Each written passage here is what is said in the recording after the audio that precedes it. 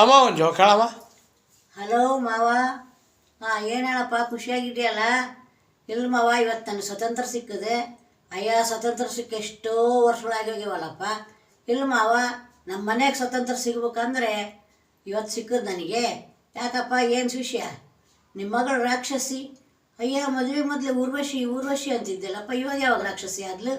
ಇಲ್ಲ ಮಾವ, ನನಗೆ ಎಲ್ಲನ ಹೋಗ್ಬೇಕಂದ್ರೆ ಎಲ್ಲ ಕೆಲಸಗಳು ನನ್ನ ಮೇಲೆ ಹಚ್ಚಿ ಹೋಗ್ಬಿಡ್ತಾಳೆ. ಪ್ರತಿಯೊಂದು ಕೆಲಸನೂ ಆ ಸುಳ್ಳು ಟೆನ್ಷನ್ ಮಾಡ್ಕೊಂತ ಇವತ್ತು ಫಂಕ್ಷನ್ಗೆ ಹೋಗ್ತಾಳೆ ಅಂತ ರೆಡಿಯಾಗಿ ಹೋಗ್ಬಿಟ್ಟಾಳ.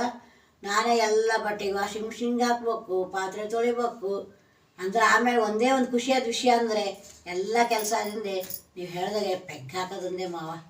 ಅಯ್ಯೋ, ನೀನು ಪೆಗ್ ಹಾಕೋದಕ್ಕೆ ನನ್ನ ಮಗಳು ರಾಕ್ಷಸಿ ಆಗ್ಬೇಕೇನೋ? ಆಯ್ತು, ನೀನು ಯಾವಾಗಲೂ ಲೋಡ್ನಾಗೆ ಇರ್ತೀನಿ, ನಿನ್ನ ಬಾಯಿ ಸಿಕ್ಕಾಗೆ ಮಾತಾಡ್ತೀನಿ, ನಿನ್ನ ಬಾಯಿ ಕುದ್ರನೇ ಇಲ್ಲ.